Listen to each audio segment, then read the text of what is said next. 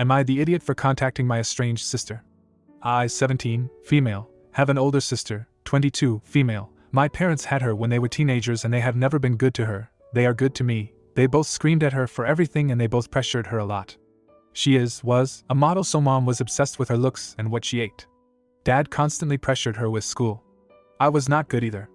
I was always ruining her stuff, even expensive ones. I would scream at her. I made fun of everything she liked. My parents encouraged it. My sister was always good to me. She would make sure I eat healthy and help with homework, even when she was sick or tired. She'd stay with me when mom and dad had fights as I would get scared. She took the blame for everything I always did, but it was hard and the relationship with my parents got really bad after they blamed her for something awful, so she left a while later when she became an adult. Things weren't okay between us either, but she told me to contact her if necessary. She is now very successful, travels a lot, has money, a nice boyfriend, friends and fans. She had always wanted a sister, and I know she had asked for one for Christmas and for her birthday before I was born.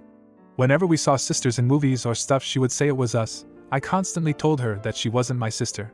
Well, our parents had a baby recently, a girl. They had couples therapy the past years and are okay now. I spent months thinking, but I decided to contact her, apologize and tell her everything. She was furious. Literally for the first time ever she screamed at me and said lots of real mean stuff, then said I should not have told her anything. I'm confused. We sucked, I know that, but was I really bad in contacting her for this? I feel like it was important. Now for a few comments before the update. You're the idiot. Seriously? This is the reason you decide to call her years after she left the house?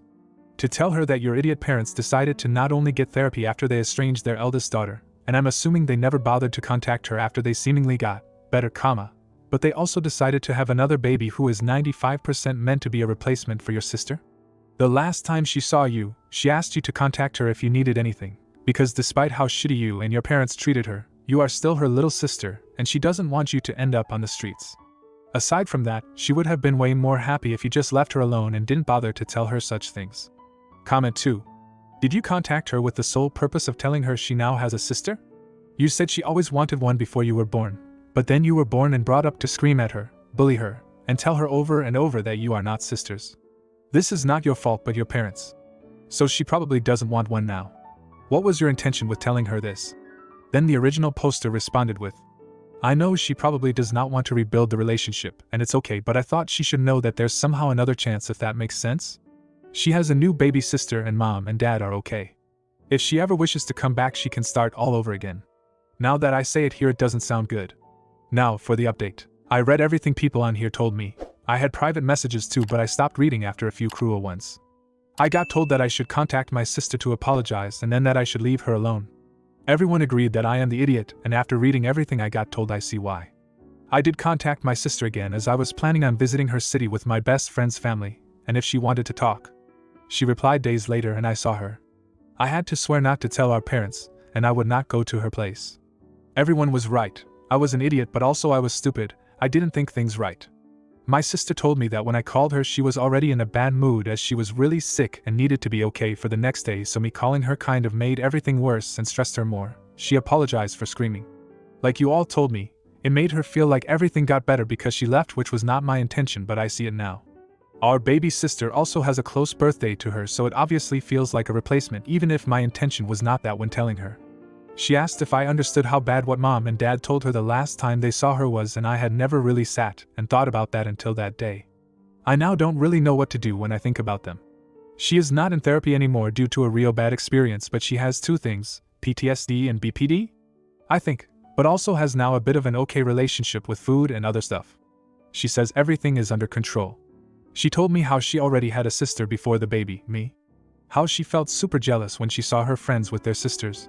How she has a hard time when her favorite singer posts about her sister, and about how she feels embarrassed that she never has family go watch her or support her at work, while everyone else does. Her boyfriend and friends are amazing, but she feels really alone. She asked about my life but asked me not to mention our parents. She asked to see our baby sister, so I showed her a few videos. It was really hard and I felt super guilty. We talked for a few hours. Everyone around here was right and I should have known better.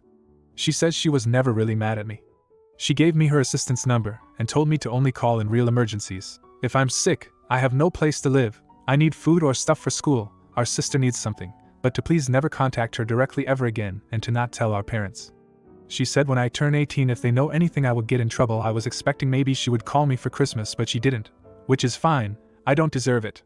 On her Instagram it seems like she had a good time. There's more but character limits, so yeah? That's the update. Comment 1. I'm glad you reconnected. I am sad she never wants to hear from you again as the bond between sisters is so important. I understand how easy it is to make mistakes. Be selfish and not recognize how what your parents said hurt her to the core. I hope you are never without food, shelter or stuff for school. I don't think it was right for her to threaten you with an NDA if your parents find out, possibly a lawsuit, but I understand her need for privacy. You've lost your older sis, but don't give up. Someday maybe you can repair the relationship. Until then, I'm sorry, love on your baby sis. Then the original poster responded with, I think she only threatened with that because she really is terrified of our parents, and she doesn't want them to know where she is. Comment 2. I'm glad you both were able to sit down and have a conversation. Make sure to abide by her request to tell your parents nothing and to respect her boundaries. Work on yourself, figure out who you are and what kind of person you want to be. And maybe in time, once you are out of your parents' house and a bit more mature, there will be an opportunity for you to reconnect and try to build a relationship. Comment 3. You're the idiot. Wow, you really just don't get it, do you? Your sister made it clear that she doesn't want anything to do with you or your parents. And yet, here you are, still trying to insert yourself into her life. You clearly have no respect for boundaries. Your sister had every right to be furious with you for contacting her and dredging up all those painful memories. It's not your place to decide what's important for her to know. You say you were confused, but it's clear that you're just incredibly self-centered. Your actions were selfish and inconsiderate. You don't deserve her forgiveness or a place in her life. Leave her alone and stop trying to justify your behavior. It's time for you to face the consequences of your actions and learn from this. Now, for the next story. Am I the idiot for pressuring my family to get my grandpa out of the nursing facility faster? My grandpa has mild dementia and is currently in a nursing home. When we first were putting him in this care facility, my grandpa wouldn't agree to go. He refused. He is mentally there enough that doctors have to listen to him, and my grandma couldn't override it. My family asked me to convince him to go because he will basically do anything I ask. I convinced him to go for just a week. That is all he would agree to. He is in the facility because he became very weak recently, which is in part because he has a bladder infection. He will be on antibiotics for at least another week or two, so my family doesn't want him to leave until he's finished.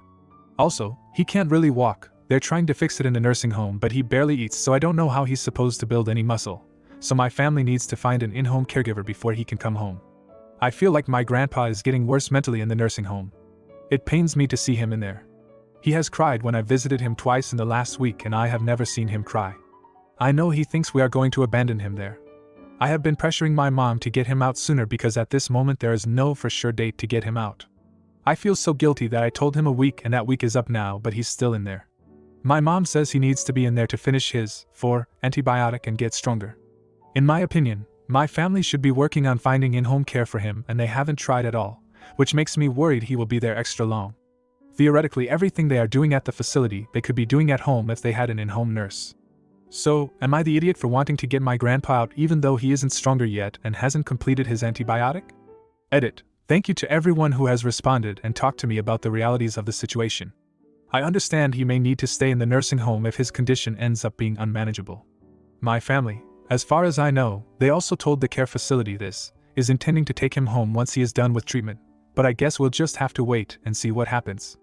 I'll stop pressuring my mom and try to create a more open dialogue with her and my grandma instead so I can be more in the loop of what is happening. Thank you all again. Update: if anyone looks at this again, we're planning on 24 hours in home care starting October the 2nd.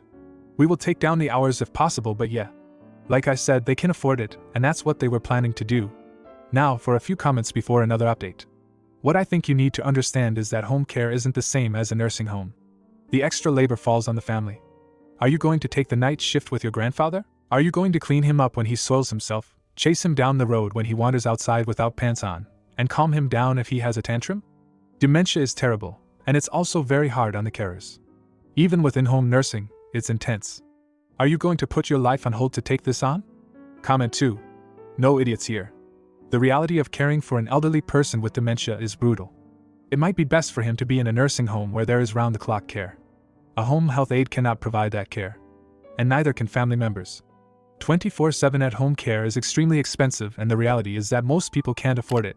Don't know if you are in the US. Has your family looked at an assisted living facility? This is a step down from a nursing home if your grandfather isn't quite at the point of needing the nursing home. But dementia only gets worse, and you need to prepare yourself for the time that he will need more care than your family can provide. Now for the update. I understand my judgment, and agree I was an idiot for wanting to remove him from the facility before his antibiotics were done. This day was absolutely necessary, and I realized that he may have declined regardless of how long he was in there. Basically, I realized getting him out sooner may not have helped anything. I guess I was trying to control the situation in desperate hope of lessening his decline. My grandpa ended up staying in the facility for 3 weeks, 2 weeks antibiotics plus 1 week after. After making my initial post, I stopped pestering my family about trying to get him out. I told them I wanted to be more included with what was happening, and they did more than before. I think he had been in there a little over a week when I made the post. He essentially stopped eating and moving around while in the nursing home. He would eat a little but barely anything. He would refuse to get up or sit in a chair whenever possible. His muscles deteriorated so much that it became too difficult to take him to the bathroom every time, so they put him in diapers. Between weeks 2 to 3, my family finally found an in-home care provider. They hired them full-time, and the primary lady is great. Now Grandpa is home. He has lost complete mobility and is incontinent now. He can barely sit up and slides down in his wheelchair because he is so weak.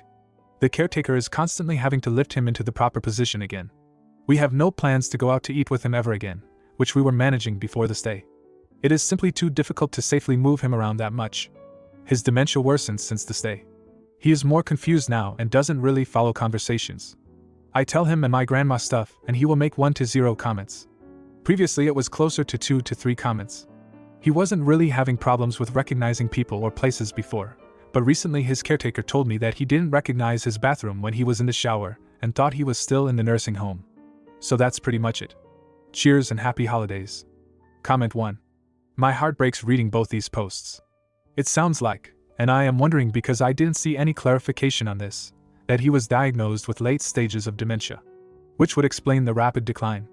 The most you can do at this point is to keep visiting him and try to encourage him to do things he used to enjoy doing, or taking the time to do brain exercises like putting puzzles together with him or pictures that would make him happy. I send my prayers to you and your family during this difficult time. Comment 2. You're the idiot. Wow, your selfishness is astounding. You think you know better than medical professionals? Your grandpa is receiving the care he needs in the nursing home, but you want to rush him out because you feel guilty? It's not about you and your feelings, it's about what's best for him. You're completely disregarding his health and well-being just to alleviate your own guilt. And suggesting that in-home care is the same as a nursing facility shows a complete lack of understanding. Do you really think your family can provide the round-the-clock care he needs? Dementia is a challenging condition that requires specialized care, which is exactly what he's getting in the nursing home. Stop pressuring your family and let them make the best decisions for your grandpa's health. It's time to prioritize his needs over your own selfish desires. Comment 3. Well, just make what time he has left as comfortable as you can. He doesn't sound like he's too long for this world. It's good that he is surrounded by a family that loves him though. If you like this video, you'll probably like these too. Also, while you're here, please consider subscribing. It's your support that keeps this channel alive and allows me to make better and longer videos. Have a great day.